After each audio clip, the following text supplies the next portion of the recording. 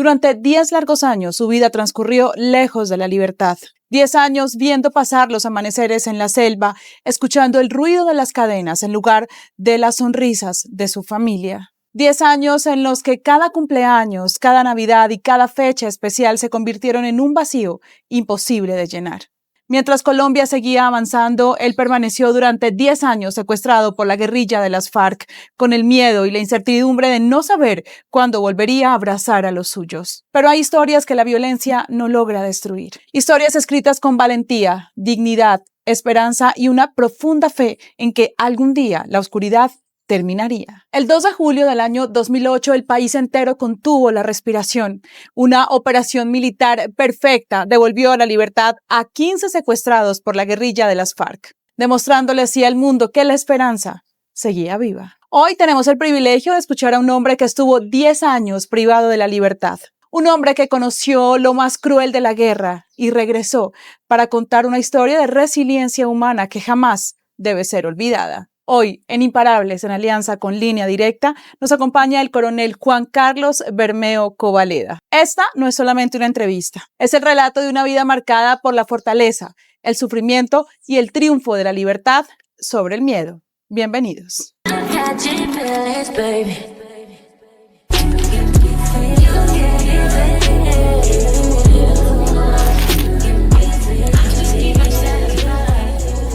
Coronel Juan Carlos Bermeo Covaleda, gracias por aceptar la invitación de Imparables y Línea Directa para el departamento del Huila y para toda Colombia. Muchas gracias a usted por tenerme en cuenta y también y mi vida. Bueno, usted es huilense, usted es laboyano y realmente pues tener un héroe como usted que nos puede contar una historia de vida y de superación tan grande y poder contársela al país, pues para mí realmente es un gusto y un honor. Usted se enamora de las fuerzas militares y desea servirle al país. ¿En qué momento de su vida toma usted esa decisión tan importante? Yo creo que desde que inicié mi bachillerato, siempre fue como es ahí muy dentro de ir a entrenarse por las fuerzas militares. Muchos me veían y decían, usted como que va a ser militar, usted es militar. Y a pesar de que mi mamá pues con mucho esfuerzo me ofrecía que me preparara en otras cosas, yo dije, no, yo quiero ser militar. Y gracias a Dios ella me apoyó. ¿Cuánto tiempo llevaba usted sirviéndole a la patria desde el ejército, coronel, cuando ocurre la toma a la base de Miraflores, donde usted fue secuestrado por la guerrilla de las FARC? Yo llevo aproximadamente 6 años y medio, creo yo, cuando sucedió lo de la toma. Pocos días llevaba usted ahí en la base, ¿no? En la base yo llegué como el 17 de julio al batallón trasladado. Y a la base llegamos el 20 de julio y la toma fue el 3 de agosto. Bueno, cuando usted se siente cautivo, cuando se da cuenta pues de esa realidad, que como oficial además, porque usted tenía tropa a su mando, ¿cómo se siente? ¿Cómo fue ese momento en el que llegan ellos y ocurre pues toda esta situación tan complicada en la que finalmente terminan ustedes secuestrados? Eso es algo que eso es una esperada, ¿no? Uno como militar está preparado, yo siempre he dicho, para salir herido, para morirse, digámoslo así, pero nunca para el secuestro. Yo no estaba preparado para eso. Había estado en otras zonas donde la situación de orden público también había sido compleja y jamás pasó por mi mente que fuese a caer secuestrado. Y todo sucede de un momento para otro, digámoslo así. O sea, uno está en el combate y uno no piensa que va a suceder eso. Y fue lo peor que me pudo suceder porque no es, o sea, le parte la vida a uno en dos. Y la vida le enseña a uno que no todo es como uno piensa, básicamente. Volvamos un poquito atrás y ya le cuento por qué le hago esa pregunta en este momento. Cuando usted decide ser militar, que yo le preguntaba ahora desde niño, ¿no? Porque pues cuando uno está en el colegio, generalmente ni siquiera tiene claras esas cosas y usted sí sabía que lo quería, pero ¿qué había dentro de su corazón que lo motivaba a servirle al país de esa manera, ¿no? Porque no es una carrera fácil, para nadie es un secreto, siempre hay muchas ausencias, lejos de la familia, es muy sacrificado. Entonces, ¿cuál era esa motivación que nacía desde lo más profundo de su corazón? Nunca he sido, nunca he tolerado lo ilegal, ¿sí? Siempre me ha dolido como la violencia. Pues para nadie es un secreto que Pitalito, pues, o el Huila siempre ha sufrido de este flagelo. Y yo sentía como que esa era la forma de aportarle no solo a la región, sino como a la ciudad, ¿no? Y al país. Sentía que siendo yo militar iba a poner mi granito de arena, iba a aportar para que de pronto esas personas que actuaban de esa forma ilegal no se expandieran. Ahora entiendo ya otras cosas, obviamente. Usted siempre ha sido una persona muy firme, muy poco expresiva, sobre todo, ¿no? En temas de emociones y demás, siempre ha sido como muy firme. En el momento en que llega la guerrilla a la base, ¿qué sintió usted? ¿En algún momento sintió miedo? ¿Nos puede relatar un poquito cómo fue el momento en que ellos llegan y lo secuestran, coronel? Adri, pues en realidad nosotros habíamos salido de la base anterior, ¿sí? Por, bueno, ciertas situaciones con el comandante, entonces me dio la orden de que saliera y salimos la noche anterior afortunadamente. Ellos no sabían que nosotros estábamos por fuera de la base. eh, y ahí fue donde inició prácticamente, porque la toma en sí inició fue al siguiente día, o ese día, pero ya en la tarde creo que fue. Porque pues ellos no esperaban que hubiese tropa por fuera y precisamente estaba, como cosas de la vida, había un sargento Delgado, Arbey Delgado Argote, que también estaba en la misma compañía conmigo. Y esa noche salimos y en las horas de la mañana de ese 3 de agosto me acuerdo yo tanto que salí como del Montecito, ¿no? Porque venía un señor a caballo y me dice, ¿usted es el comandante? Le dije, sí, señor. Y bueno, ¿cómo están las cosas por acá? Me dijo, solo le digo, comas estas yuquitas porque viene mucha gente a menos de una hora de aquí. Muchísima guerrilla. Yo creo que vienen para acá por ustedes. Obviamente uno pues avisa, da la información al comandante, aunque ya se sabía que iba a suceder la toma, pero pues no sabíamos exactamente qué día. Y, y pues dan unas órdenes que pues se tratan de cumplir, pero obviamente ante la superioridad numérica, pues sucedió lo que tenía que suceder, ¿no? ¿Qué pasa una vez ellos los secuestran, les informan, les dicen, discúlpame, ¿qué pasa una vez ellos los secuestran, les informan que ustedes ya son prisioneros de guerra, como los llamaban ellos, ¿no?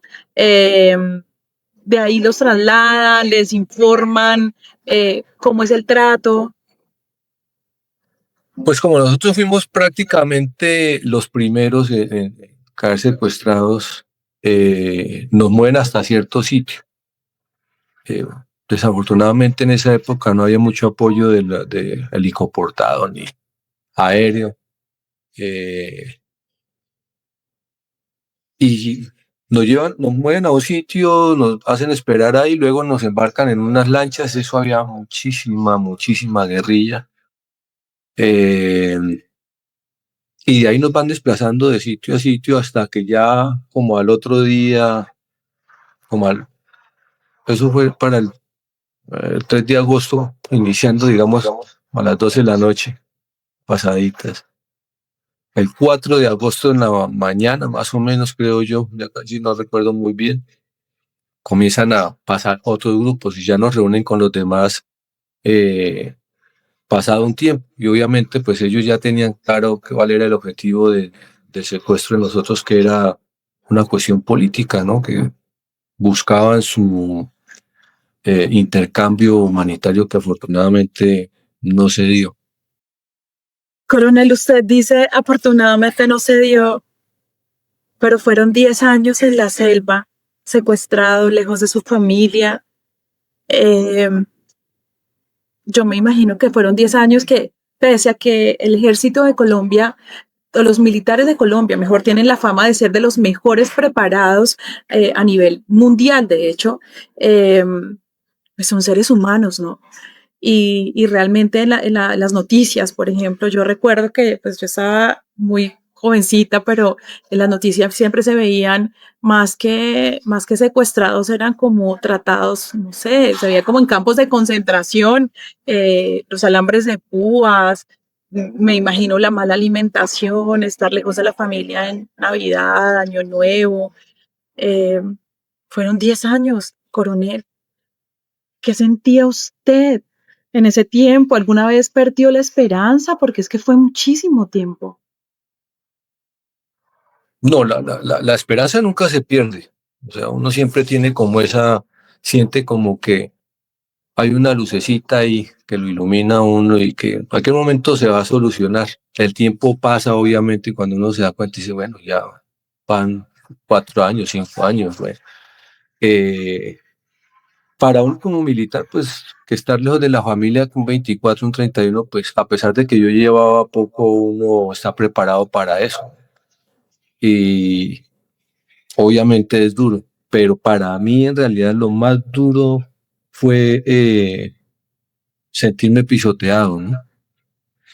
Caminar, pues uno en el ejército camina muchísimo, a veces obviamente también come mal, muchas situaciones difíciles, pero lo más terrible es ver uno que lo tiene el enemigo y que en ese momento uno es dueño de absolutamente nada. La vida pende de una orden de ellos y se acaba. Entonces, manejar uno de eso para mí fue muy difícil. Yo en la vida me había enfermado y el primer año prácticamente lo, no me morí por disparo ni nada, pero casi me muero de tanta enfermedad que me dio, que es que me dio 7 veces, me dio paludismo, 4 leishmaniasis y me dio 2 veces hepatitis en ese mismo año. Y después fui entendiendo que eso era por todo lo que yo me guardaba. Su cuerpo estaba somatizando de repente toda esa angustia, usted siempre quiso mostrarse firme, me imagino, ¿no? Eh, con sus compañeros, con su gente. Sí, claro, pues inicialmente quedamos solo oficiales y suboficiales. Unos pocos días estuvimos con cierto grupo de soldados, pero pues uno siempre trata como de no demostrar la debilidad porque ellos aprovechan eso. Son tantas situaciones en las que uno se ve como que eh, quieren obligarlo a hacer cosas y si uno no demuestra su firmeza, pues obviamente ellos, como dice el cuento, van a abusar de esa situación. Coronel, en medio del maltrato, en medio de esa situación tan difícil, muchos de ustedes han contado, por ejemplo, que los llevaban a bañarse al río, pero pues no era de todos los días. Como usted dice, se enfermó muchas veces. Por ahí en algún momento usted relató que le había dado una enfermedad y que por primera vez dentro del secuestro había llorado de impotencia, ¿no? En medio de todo eso, ¿qué le daba a usted esperanza? No, no sé, o sea, ahora entiendo que es Dios a que le da a uno como esa fortaleza. En ese momento yo no lo entendía porque uno pensaba muchas cosas, como fugarse, planeaba una cosa, planeaba otra, vivía pendiente de los movimientos, bueno, una cosa y otra, tratando de buscar uno la solución que fuera más viable. pero cada vez que uno pretendía, o yo pretendía hacer algo diferente, entraba una llamada de mi mamá. Ella me llamaba e intentaba todos los sábados llamarme, pero pues obviamente enviarme un mensaje, pero pues obviamente no todos los sábados tenía la oportunidad. Entonces, ahora entiendo yo que Dios fue el que evitó que yo hiciera cosas que de pronto afectaran mi vida. Y eso era como una fuerza interior que yo sentía para seguir adelante y esperar a que llegara la situación hasta que sucedió lo que ya sabemos, ¿no? Que fue el rescate. Coronel, dentro de la cotidianidad, ¿qué fue lo más difícil de soportar durante esos 10 años secuestrado?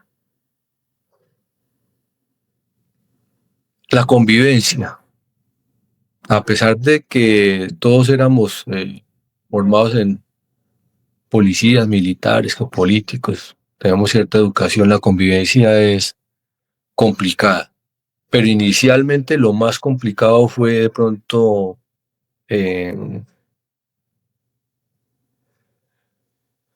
cómo solucionar las necesidades fisiológicas, ¿no? Que todo era supervisado, vigilado y era supremamente, y como yo nunca pude superar eso, y estar todos los días como ahí subyugado, como humillado, como esperando a qué iba a suceder, si, bueno, todo a disposición de lo que ellos querían, eso es muy difícil. Usted se encontraba secuestrado junto a Ingrid Betancourt, junto a los ciudadanos extranjeros también que duraron un buen tiempo en manos de la guerrilla de las FARC. ¿Eso de alguna manera los hacía sentir ustedes que tenían como esa garantía de estar, entre comillas, no protegidos, pero sí que los iban a cuidar un poquito más? Con Ingrid y con los americanos estuvimos ya como los últimos años. Y la única garantía que sentía yo era que éramos los últimos en salir. Sí, pues porque el valor que tenían ellos para este grupo, pues prácticamente era como el sello de decir, no salen hasta que logremos lo que deseamos. Entonces, esa era la única garantía, porque de resto, creo yo, éramos tratados igual de la misma forma y a veces sentía uno como que más desprecio por parte de esa gente, ¿no? Los miembros del secretariado los visitaban constantemente, ustedes hablaban con ellos, en algún momento tuvieron algún gesto, eh, por lo menos de querer que ustedes entendieran por qué estaban ahí o no les importaba, los trataban así como los veíamos nosotros, porque discúlpeme, yo tengo que utilizar el término, sé que va a sonar un poco agresivo, pero es que muchas veces uno no trata a un animal como uno veía que los trataban a ustedes, encerrados de esa manera y en esas condiciones en las que los tenían. Sí, ellos hubo ocasiones en las que, sobre todo inicialmente, sobre todo cuando la zona de distensión, era muy frecuente que salieran de esas reuniones que hacían y fueran allá, comentar, bueno, eso va así, así, así. Lo único que decían era hasta que no logremos el intercambio humanitario no salen ustedes. Obviamente uno sabe que eso es casi imposible que se dé, entonces uno esperaba como otras acciones, ¿no? Y el trato, a pesar de que para ellos, pues es que la vida del guerrillero es supremamente dura. Yo no entiendo cómo hay gente que se va voluntariamente a eso, los que se van engañados, vaya y venga, pero el que se va voluntariamente a eso, no entiendo qué tiene en la cabeza, porque la vida de ellos es supremamente difícil y decían que la vida que nos trataban de dar era mucho mejor. Y obviamente eso era una cosa inhumana, ¿no? Terrible. No hay explicación para que una persona viva de esa forma. Coronel, ¿cómo fue ese 2 de julio de 2008 para ustedes? No, pues eso fue una alegría y interiormente, ¿sí? Pero también sentí como esa tristeza de saber que quedaba gente aún allá, de los compañeros, que no se sabía qué iba a suceder, porque pues ellos son capaces de cualquier cosa. Pero volver a reencontrarme con mi mamá, con mi papá, mis hermanas, con la familia fue muy bonito. Fue lo mejor que me pudo haber pasado y ahí es donde uno se da cuenta que el tiempo, o ahí se dicho en cuenta que el tiempo había pasado, ¿no? Porque los veo uno diferente. Yo tenía la imagen de ellos de cuando, de 10 años atrás, imagínense. Entonces, pues fue lo mejor que pudo haber pasado, cambió mi vida, o desde ese momento comenzó a cambiar mi vida en muchas cosas, muchas formas. Coronel, una cosa es lo que uno ve en televisión y otra cosa es lo que ustedes vivieron ese día. Ustedes les dicen que hay una brigada como de la Cruz Roja que los iba a visitar, a corroborar que ustedes estuvieran bien y demás. Y ustedes estaban renuentes, ¿no? No, pues no renuentes porque pues uno en esa situación va para donde Donde lo lleven a manden. uno, ¿no? Y ya llevábamos varios meses en movimientos como extraños. Y yo le decía a un suboficial, al cabo Pérez, le decía, oye hermano, esto está como raro. ¿Usted no siente algo? Él me decía, sí, bueno, en esa época era capitán, me decía, sí, mi capitán, yo siento como una esperanza, como le decía, pero no, esperanza nosotros de qué. Cuando comenzamos a escuchar noticias y pues lo que esperábamos, sí, una comisión de la Cruz Roja y toda esa vaina iba a verificarnos, pero pues decíamos nosotros, bueno, pasará como pasó muchas veces que de pronto, o no muchas veces, las veces que pudieron ir los delegados de las familias, y de pronto llevar una carta, un pan, unas galletas o alguna cosa como un aliciente.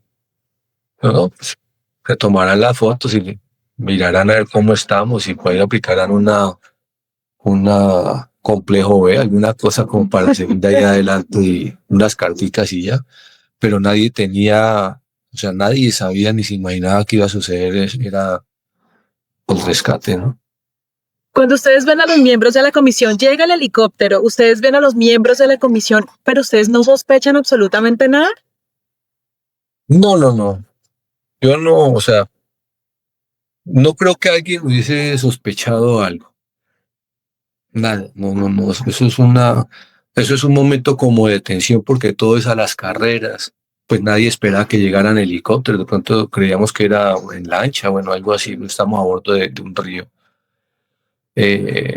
No, no creo que alguien hubiese podido sospechar. De pronto presentíamos alguna cosa, pero que decir uno que sospechar, que es que no, o sea, es inimaginable, creo yo. La operación fue en cuestión de minutos, ¿no? De hecho, se extendió un poquito más de lo que ellos tenían previsto. A ustedes los suben al helicóptero, arrancan y ¿qué pasó exactamente? ¿Qué recuerda usted de ese momento en que ya el helicóptero se eleva? No, el rescate en sí, eso fue cuestión de segundos porque tan pronto abordamos el helicóptero, cierran la compuerta. Ellos de una vez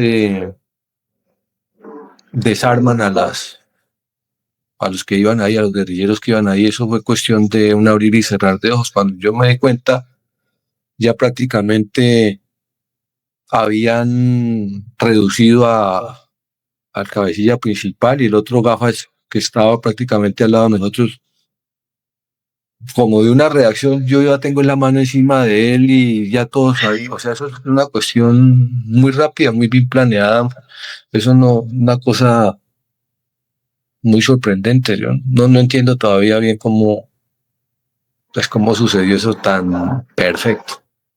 ¿Y qué siente usted cuando escucha que se trataba del ejército de Colombia volviéndolos a la libertad? En realidad yo creo que quedé como en shock, ¿no? Comencé de una vez, lo primero que se me vino a la mente fue los que quedaron, ¿sí? Pero entonces de una vez comencé yo a decir, bueno, yo llego allá y cómo me voy a comportar, qué voy a hacer, sigo en el ejército, no sigo en el ejército, cómo estará mi mamá, qué dirá mi mamá, porque ella pues nunca, en realidad, en el fondo, a pesar de que me apoyó, ella nunca quiso que yo fuera militar. Entonces, comienzan todas esas cosas de forma rápida a pasar por la cabeza de uno. Y cuando ya llegan al SENAE, ¿verdad? Fue donde llegó el helicóptero y los estaba esperando pues el comandante de ejército. Ya ustedes ya respiran, ya tocan tierra en libertad. ¿Ya creyó usted que, bueno, volvía a la vida? ¿Lo sintió de esa manera? Porque todo era una celebración en el país, ¿no? Pero ¿qué había aquí dentro? Lo que pasa es que eso es, como es tan sorpresivo y después de estar unos 10 años secuestrado, pues, o sea, uno como que no asimila muy bien las cosas. Uno sabe que sí está sucediendo, pero pues en mi caso, como le comento, lo que me puse fue a pensar de una vez, bueno, y de aquí en ¿Qué voy a adelante, hacer? ¿qué es lo que va a pasar? ¿No? Básicamente. Yo le voy a comentar una infidencia y ese día yo estaba arrancando, ni siquiera había terminado la universidad, ese día estaba arrancando noticias en una emisora pues muy reconocida aquí en Pitalito justamente y estábamos, creo si no estoy mal, como terminando el noticiero cuando siempre teníamos un canal nacional encendido por si veíamos algo extraordinario.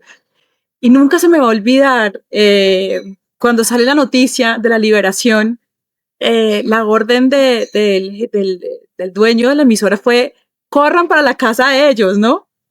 Y por supuesto nuestra reacción fue correr a unas pocas cuadras a la casa de sus papás, Coronel, y ver esa cara de sorpresa de su mamá, como de gratitud, como que ella tampoco lo podía creer, su papá, la cuadra entera, eso era un revuelo impresionante, Pitalito era una fiesta porque pues realmente era una alegría de poder saber que tanto usted como el sargento estaban pues ya por fuera de ese riesgo tan impresionante que era el secuestro y de ese sufrimiento tan horrible, porque no fue solamente de ustedes, sino por supuesto de sus familias y de toda la gente que los conocía y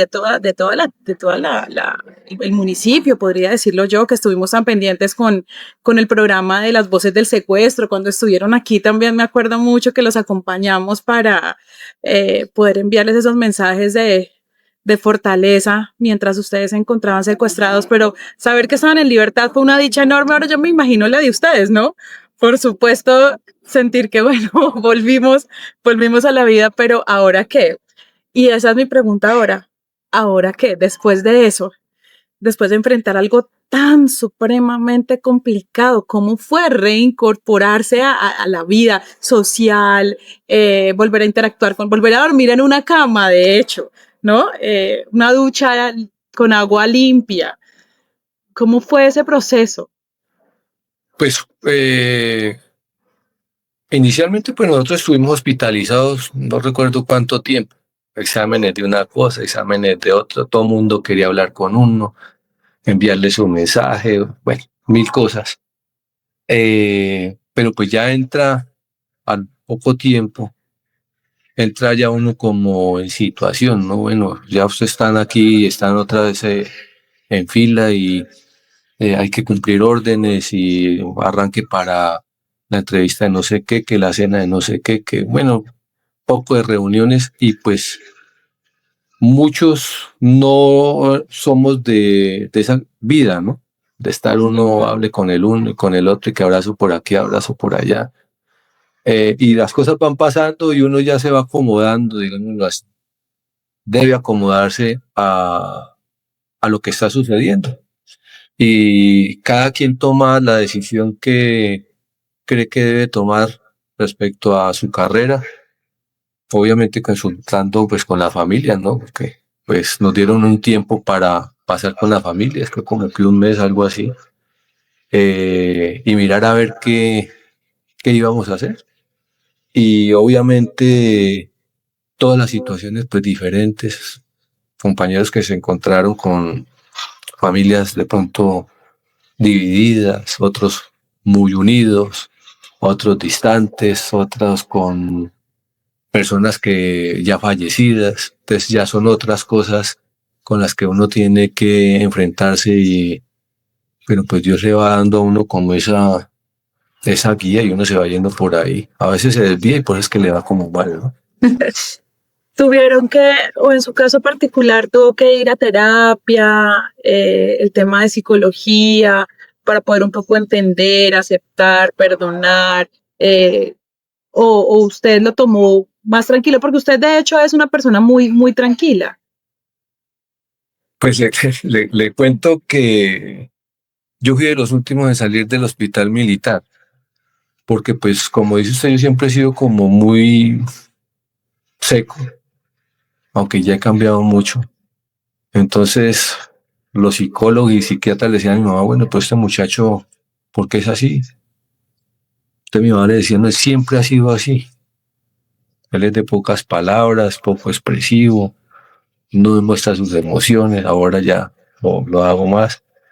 Entonces, pues mientras analizaban y toda esa cuestión, entonces que terapias a todos, por, por lo general nos hicieron eso durante un tiempo y ya nos fueron soltando, ¿no? Poco a poco, creo que no duramos ni un año en terapia, entonces unos primero, otros después y cada uno entonces ya de acuerdo al grado y a lo que quiso, pues se fue enfocando y ahí ya cada quien tomó su rumbo.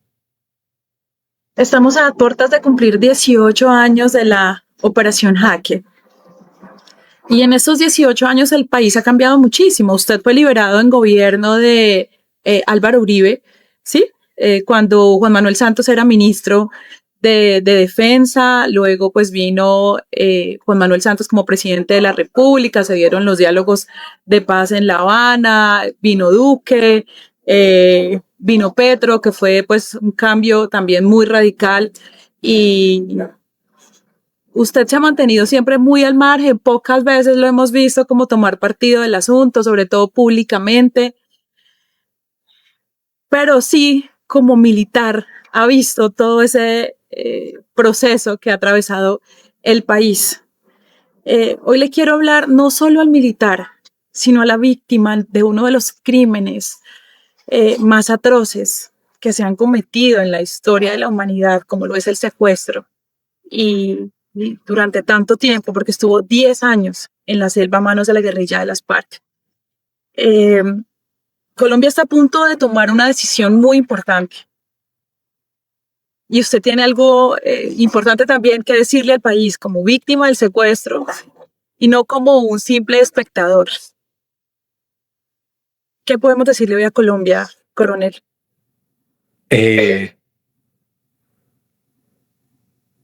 ¿Cómo le pudiera yo explicar esto? Desafortunadamente, pues tuve la oportunidad de vivir eso y eso cambió mi vida. Lo pone a uno a reflexionar, a ver la vida desde un punto de vista totalmente diferente que uno ve cuando es militar, cuando uno es un ciudadano del común. ¿Por qué? Porque pues compartimos con policías, éramos militares, con políticos y con el enemigo, no me gusta utilizar mucho esa palabra, pero con la guerrilla, con esos delincuentes. Y entiende uno el pensamiento de cada quien.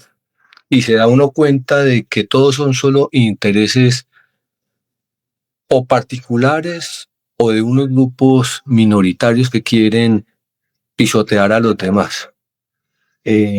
Como hice un video hace poco, llevamos 60 años de guerra, 60 años donde a estas personas se les ha dado cualquier cantidad de oportunidades, conversaciones las que quieran, mesas de negociación las que quieran.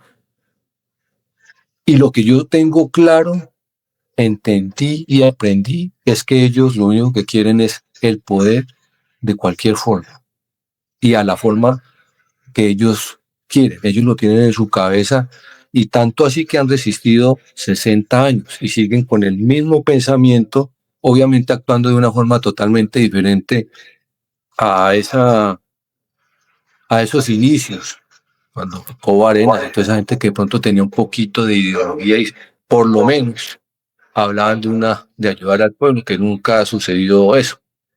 Y la gente aún digo por ignorancia en el buen sentido de la palabra, defiende cosas que son absurdas. Es imposible uno defender a una persona o apoyar a una persona que defiende a grupos que quieren con las armas obligar a que los demás piensen como piensan ellos y actúen como actúan ellos. Es imposible apoyar uno a una persona que apoya a grupos que pretenden con el uso de las armas violar todos los derechos de los demás sin importarles absolutamente nada y sin tener el mínimo de remordimiento como lo hemos visto en estos años del tal proceso de paz. Estas 10 personas que fueron favorecidas con curules en el Congreso no le han aportado absolutamente nada positivo al país. Ni siquiera han mostrado el mínimo remordimiento por todas las atrocidades que cometieron. Y fueron solo 10 los favorecidos de más de 7.000 guerrilleros que se entregaron. Y como lo decían ellos hace muchos años cuando fueron secuestrados, el día que nosotros hagamos un proceso de paz, eso nadie lo entiende ni nadie lo cree, pero lo decían y es lo que está sucediendo. Unos se quedarán en el monte, van a ser nuestro ejército que nos va a proteger y otros vamos a pasar a la política. Este proceso de paz simplemente sirvió para que estas 10 personas vivieran bien y pudieran abiertamente ahora difundir su ideología macabra, porque eso no tiene absolutamente nada de bueno. Decir que la guerra menguó, no. Los territorios, como le llaman ellos por allá, esos departamentos aún de nosotros, sigue con la violencia de los años 90, si no es más, de una forma diferente, pero siguen existiendo las mismas presiones que habían en los años 90. Obviamente todo ha mutado, todo ha cambiado. Entonces es imposible que uno pretenda poner en el gobierno y ya por democracia se cometió el error. Estamos viendo las cosas. Pero uno no puede seguir ni por miedo, ni por supuestamente querer un cambio, ni por resentimiento poner una persona que primero no tiene a Dios en su corazón. Ninguno de los dos, ni Quilcue ni Cepeda. Segundo, les interesa es su grupo minoritario, no les interesa el común, los intereses de la comunidad en general, del pueblo colombiano, no lo tienen en mente. Y a punta de odio y de división y de plata, obviamente, pretenden imponernos a una gran mayoría sus pensamientos y pues obviamente mi pensamiento y mi posición es no obligarme ante eso. No me doblegué cuando estuve secuestrado, no sé si ese video yo nunca lo pude ver. Cuando aún estando encadenado, jamás en mi vida yo había pronunciado una palabra en una reunión de esas porque yo sabía lo que podía suceder. Pero ese día me arriesgué y le dije al Monojoy, lo que le voy a decir a usted, yo sé que le entra por un oído y le sale por otro. Y le dije lo que pensaba. Ya nos habían dado la orden de quitarnos las cadenas y por esa acción nos la volvieron a poner. Pero le expresé a él lo que yo sentía, que obviamente iba en contra de todo lo que ellos pretendían. Y puse en riesgo mi vida siempre. Aún así, pues uno se muere es el día que mi Dios lo tenga uno para llevárselo, es mi pensamiento. Y mi mamá me dice, hijo, no diga esas cosas ahora porque volví a hacer videos, no lo diga, que le dije, madre, uno no puede seguir callado, uno no puede temer, uno no puede dejarse pisotear y más tiempo por esta gente porque es que ya llevan 60 años y no merecen más oportunidades. La ley existe y está pactada y es para cumplirse, sin distinción de raza, sexo, ni nada, eso. Y aquí en Colombia nos han metido ese cuento de que hay que, bueno, unos tienen más privilegios que otros y las cosas no deben ser así. Esa es la igualdad que debe haber. Tenemos todos los mismos 24 horas del día, gracias a Dios, y todos debemos regirnos por las mismas leyes y los mismos deberes con los mismos derechos. Básicamente eso es lo que yo Yo pienso entonces, en estos momentos, el país, la democracia y las libertades están en juego. Y esto no es una cosa que sucedió de un momento para otro, esto es algo que viene planeado, son 60 años que ellos llevan en esa lucha. Y ya se les permitió un periodo, ya vieron lo que sucede.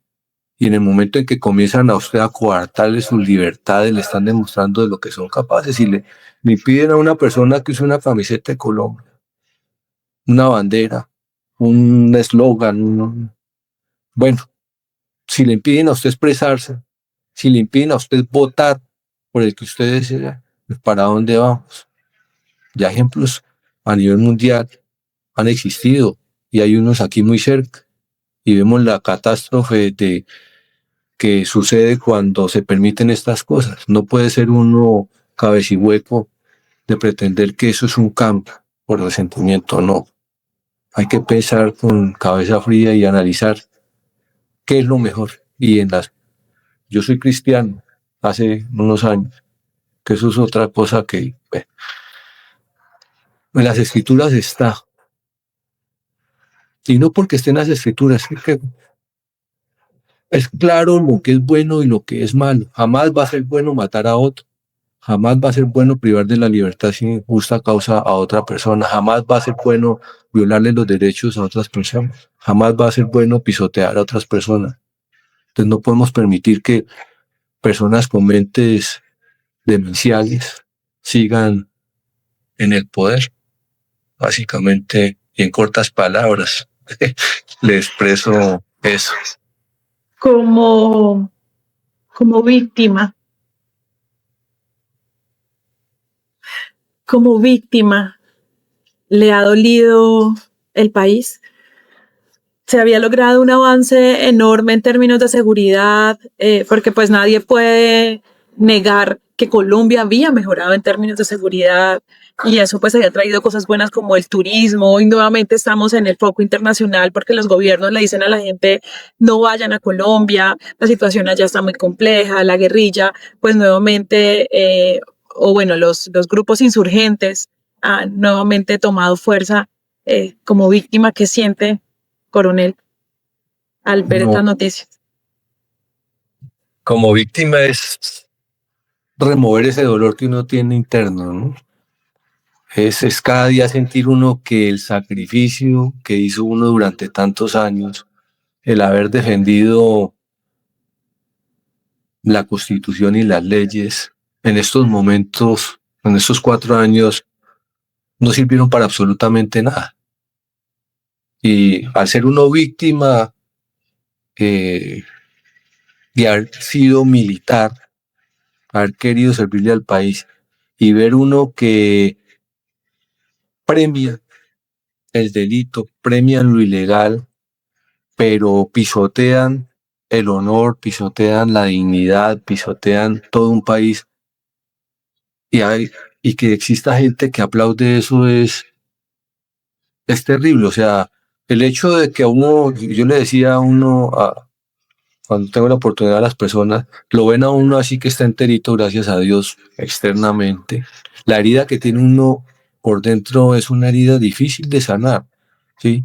Y de pronto uno, sin menospreciar, porque también me imagino debe ser muy doloroso la persona que perdió un brazo, se mira el brazo y la otra persona dice, pobrecito, pero lo ven a uno y no es porque le digan a uno pobrecito, pero no saben lo que uno siente. Y ver cómo se ha perdido todo el sacrificio, no solo de uno. Es que durante estos 60 años hubo más de 38.000 secuestrados. Y esos 38.000 secuestrados tienen cola, digámoslo así. Está el papá, la mamá, los hijos, la esposa, los familiares, los vecinos. El daño que han causado es mucho. Las muertes que han causado sin justa causa, porque es que no hay causa, o sea, no hay justificación. ¿Qué han logrado con eso? Absolutamente nada. ¿Cuándo han querido aportarle algo al país? Nada, ni una milésima, ni en los territorios donde ellos están. No aportan nada, lo que hacen es quitar la libertad a la gente, quitar del pobre que no eso subsiste. Dañan el país, dañan el medio ambiente, dañan la economía, dañan la imagen, dañan vidas. Es decir, nos están y hemos permitido que nos estén acabando y pisoteando cada día más. Y si nosotros como colombianos no somos conscientes, no nos ponemos pila y no nos unimos, no en torno a un candidato presidencial, no a un político, sino en torno a un país, estamos fregados y vamos a pagar las consecuencias. Dios quiera que no sea así, yo tengo fe de que no vaya a ser así. Coronel, pues esperemos que en algún momento usted y yo y nuestros hijos podamos ver una Colombia mucho más justa y razonable en términos de que respetemos realmente nuestras normas, como usted lo dice, están hechas es para eso, para respetarlas. Eso de que echa la ley, echa la trampa, es lo que nos lleva de repente un poco a estar como estamos en este momento, ¿no? Entonces, ese deseo suyo seguramente es el mismo de la gran mayoría de colombianos y esperamos que así sea porque nadie tendría que pasar por algo como lo que usted tuvo que pasar simplemente por ese deseo de servirle a la patria desde el Ejército de Colombia. Entonces, quiero darle las gracias por habernos contado un poco de su historia, por abrirnos su corazón, por ese llamado que le hace también hoy al pueblo colombiano, no solo a través de Imparables, sino también a través de Línea Directa. Gracias por haber aceptado esta entrevista. No, Andri, gracias a usted por haberme tenido en cuenta y haberme permitido expresar lo que siento. Y ojalá el pueblo que está en duda, el pueblo que de pronto está engañado, reflexione y saquemos este país adelante. No es solo por nosotros, es por nuestros hijos y por el futuro de las generaciones que vienen. Lo bueno es lo mejor, lo malo nunca nos lleva a nada bueno. Lo malo es malo y no hay que cambiarle de nombre. Ni lo ilegal va a dejar de ser ilegal quitándole la I, eso jamás.